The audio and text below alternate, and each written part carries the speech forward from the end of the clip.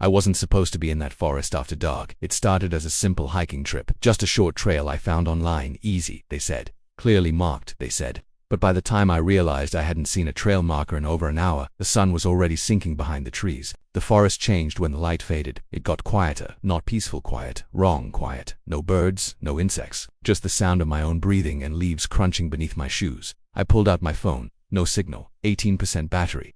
I tried retracing my steps, but every direction looked the same. Trees stretched endlessly in every direction like prison bars made of bark and shadow. The deeper I walked, the more I felt it. Like something was walking too. Not close enough to see, but close enough to hear. A twig snapped behind me. I froze. Hello, I called out. No answer. Just wind brushing through branches, except there was no wind. That's when I saw it. Through the trees, about 50 yards ahead. A house. An old wooden house. It shouldn't have been there.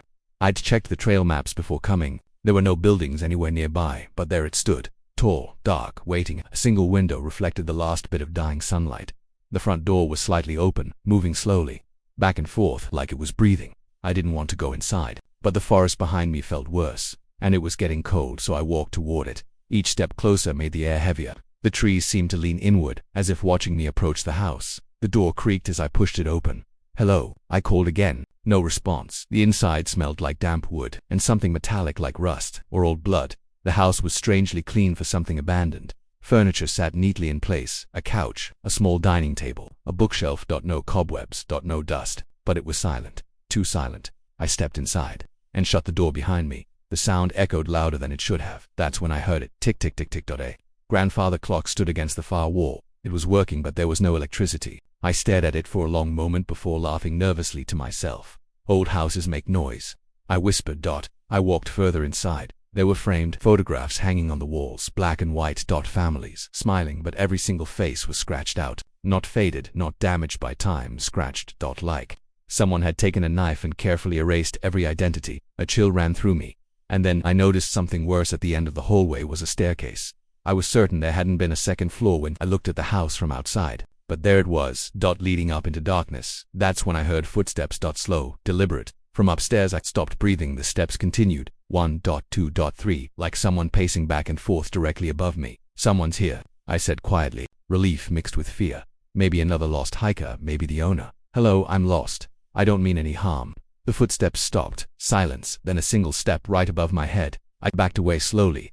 That's when something moved in the corner of my eye. A rocking chair. It had started rocking. Gently. Back and forth. No wind, no one sitting in it, just moving. I grabbed my phone to use the flashlight. 0.12% battery. The beam shook in my trembling hand as I turned toward a mirror hanging on the wall, and I wish I hadn't because my reflection didn't move at the same time I did. It was delayed, just slightly, when I lifted my hand. It lifted a second later. When I blinked, it blinked too late. I stumbled back, heart pounding. No, I whispered. No. The footsteps upstairs started. Again. Faster now. Running. Back and forth. The walls creaked. The clock ticked. Louder. Tick-tock, tick-tock, tick-tock. I turned toward the front door. I needed to leave. I rushed to it and grabbed the handle. But when I pulled it open, there was no forest outside. Just darkness, endless black. Like the house wasn't in the woods anymore, like it was nowhere. The door slammed shut behind me. The clock stopped ticking, and for a moment, everything was silent. Then I heard whispering. Soft. Close. Right behind me. Saying my name. I spun around. No one there, but the whisper came again. From the hallway. I didn't want to look, but I did. And at the end of the hallway, there was a new photograph on the wall. It hadn't been there before I walked toward it. Slowly. My stomach dropped. It was a picture of me standing in the forest earlier that day, taken from behind like someone had been watching me, following me. The whispering grew louder, and then I heard my own voice. From upstairs. Crying for help. Please. Someone help me. It was me. Exactly my voice. I backed away, shaking no. The staircase groaned, and then slowly it began to retract.